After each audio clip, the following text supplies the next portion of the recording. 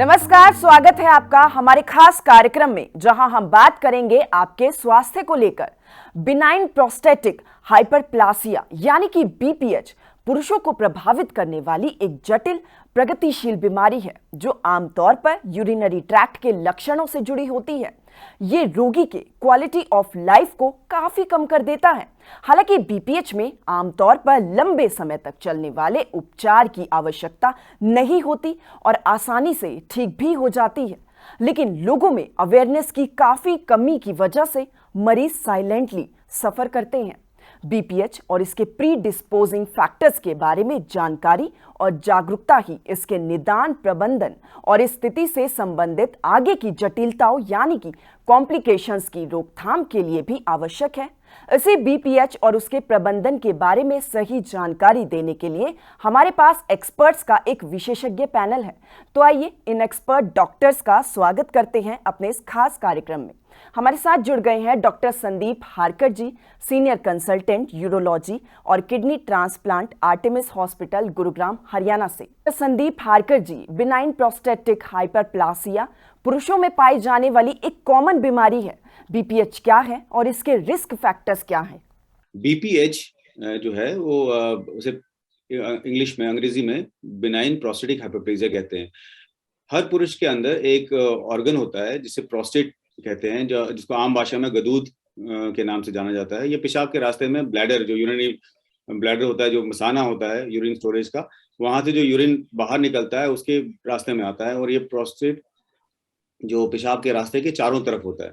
तो उम्र के साथ ये बढ़ जाता है, साइज इसका मास बढ़ जाता है और ये पेशाब के रास्ते पे दबाव डालता है। और इस पूरी प्रोसेस को, इस प्रक्रिया को, इसके बढ़ने की प्रक्रिया को बीपीएच कहते हैं, बिनाइन प्रोस्टेटिक हाइपरप्लेजिया। अब इसके रिस्क फैक्टर्स क्या हैं? जैसे मैंने कहा, ये उम्र के साथ बढ़ता है, तो ओल्ड एज जो है एक रिस्क फैक्टर माना जाता है, उम्र का बढ़ना। इसके अलावा अगर कोई ओबीस हो, ज्यादा वेट हो उसका, या डायबिटिक मरीज होते हैं, इन लोगों में इसकी पॉसिबिलिटी ज्यादा होती है। स्पेशली जो हेरिडिटी में भी देखा गया है, अगर किसी का भाई, किसी के फादर में ये परेशानी हो तो उनमें इसकी टेंडेंसी थोड़ा ज्यादा रहती है। डॉक्टर संदीप हारकर जी, और कौन सी अन्य कंडीशंस हैं जो बीपीएच से जुड़े लक्षणों का कारण बनती हैं? जैसे डॉक्टर नितिन ने बताया आपको, जो बीपीएच के सिम्टम्स हैं वो हैं कि पेशाब खुल के ना आना। सो उसके दो कारण हो सकते हैं, जैसे पेशाब की नली में कुछ परेशानी हो, या जो ब्लैडर है, यूरिनरी ब्लैडर है, इसका काम है यूरिन को पंप करना बाहर की तरफ, जब यूरिन करते हैं उसमें कुछ परेशानी होना। सो पेशाब की नली के रुकावट आ सकती है, जैसे पेशाब का नली का सुगड़ना, जैसे यूरेथ्रल स्ट्रिक्चर बोलते हैं, वो हो सकता है।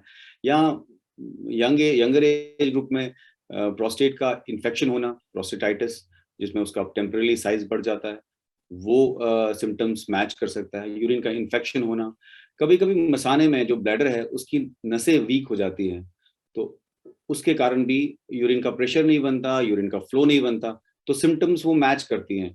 डायबिटीज, क्रॉनिक डायबिटीज, काफी सालों से अगर किसी मरीज को शुगर की बीमारी हो, उनका मसाना वीक हो सकता है। तो ये सब कंडीशंस मिमिक कर सकती हैं बीपीएच के सिम्टम्स को।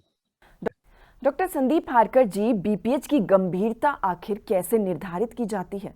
जी, बीपीएच की गंभीरता, इसकी सिवेरिटी एसेस करने का सबसे आसान और सबसे सटीक तरीका है पेशेंट के सिम्टम्स, पेशेंट को कितनी परेशानी हो रही है, और उसका इवैल्यूएशन, उसका जो तरीका है जांचने का है, वो है मरीज से कुछ सवाल पूछ के, जिसकी बेसिस पे हम एक स्कोर होता है, ये इसका एक स्कोरिंग करी गई है, जिसको आईपीएसएस स्कोरिंग बताते हैं।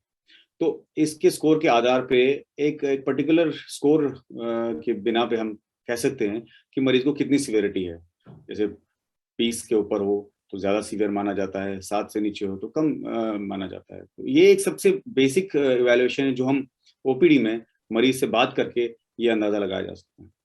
उसके अलावा जैसे डॉक्टर नितिन ने कहा एंड डॉक्टर विक्रम ने कहा कि इनके कॉम्प्लिकेशंस होते हैं, जैसे किसी के स्टोन बन गए, किसी की बार बार ब्लीडिंग हो रही है, किडनी का फेलियर हो रहा है। तो ऐसे मरीज को हम सीवियर कैटेगरी में ही मानेंगे और इनका फौरन इलाज होना चाहिए।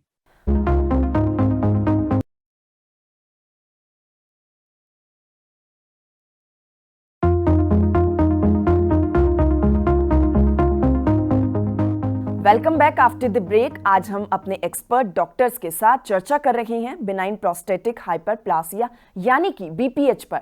तो आइए अपनी चर्चा को आगे बढ़ाते हैं और जानकारी हासिल करते हैं डॉक्टर से। डॉक्टर संदीप हारकर जी, डॉक्टर इस संबंध में और किन बातों का ध्यान रखना चाहिए?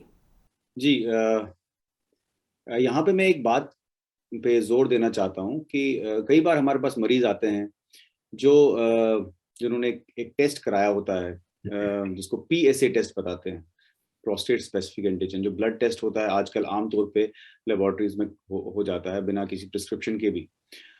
तो वो बढ़ा हुआ मिल जाता है और वो हैरान परेशान हो जाता है क्योंकि उसको किसी ने बताया होता है कि पीएसए बढ़ने से कैंसर का आशंका हो जाती है। परंतु यहाँ पे ये इंपॉर्टेंट है, अगर किसी का प्रोस्टेट ग्लैंड वैसे ही बहुत बड़ा साइज का हो, जैसे डॉक्टर नितिन ने कहा 150-200 ग्राम का प्रोस्टेट हो, या किसी को प्रोस्टेट की इन्फेक्शन हो गई हो, तब भी ये पीएसए टेस्ट पड़ता है।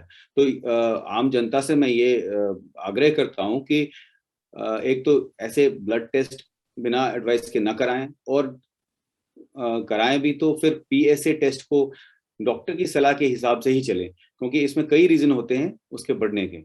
और हर जैसे अभी हम बीपीएच की बात कर रहे हैं, बीपीएच एक बिनाइन कंडीशन है, कैंसर नहीं है, और ये जरूरी नहीं है कि बीपीएच कैंसर बन जाए। ठीक है, सो मोटा मोटा ये है कि बीपीएच एक बिनाइन कंडीशन है, और पीएसए टेस्ट को लेके हमेशा डॉक्टर की सलाह लेके ही उस पे उसका नतीजा निकालें। डॉक्टर संदीप हारकर जी, क्या मधुमेह और हृदय रोग जैसी पुरानी बीमारियों के होने से बीपीएच अधिक जटिल हो सकता है? क्या ये इन स्थितियों या फिर इन दवाओं से बढ़ जाता है? देखिए, बीपीएच जो है, जैसे डॉक्टर विक्रम ने पहले बताया आपको कि एक एजिंग प्रोसेस है। ये उम्र के साथ प्रोस्टेट का साइज तो बढ़ना ही है। अब किसी में सिम्टम आते हैं, किसी में नहीं आते हैं।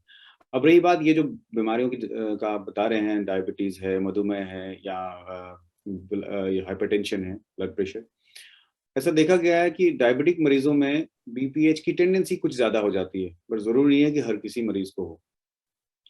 और दूसरी बात है कि अगर किसी को मधुमेह की बीमारी है और उसको बीपीएच भी है, तो ये मरीज थोड़े से इनकी ट्रीटमेंट और ज़्यादा हमें मॉनिटर्ड तरीके से करनी चाहिए, और इसमें ध्यान देना पड़ेगा। बिकॉज ऐसे मरीजों में अगर इन्फेक्शन हो जाए, बीपीएच के कारण यूरिन रुकना शुरू हो जाए, और टेंडेंसी ज़्यादा बढ़ जाती है इन्फेक्शन होने की, और ये इन्फेक्शन डायबिटीज़ के मरीजों में, मधुमेह के मरीजों में और जटिल हो जाता है, और ज़्यादा सीवियर बन जाता है। कभी कभी किडनियों के गुर्दों में भी असर आना शुरू हो जाता है, गुर्दों का इन्फेक्शन भी हो जाता है।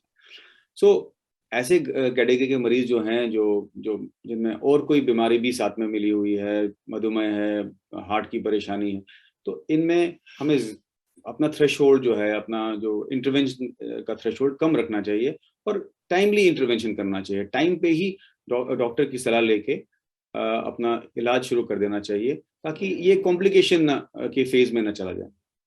आप सभी डॉक्टर्स का हमारे कार्यक्रम में आने के लिए और ढेरों जानकारियां शेयर करने के लिए बेहद ही धन्यवाद। इजाजत दीजिए, नमस्कार।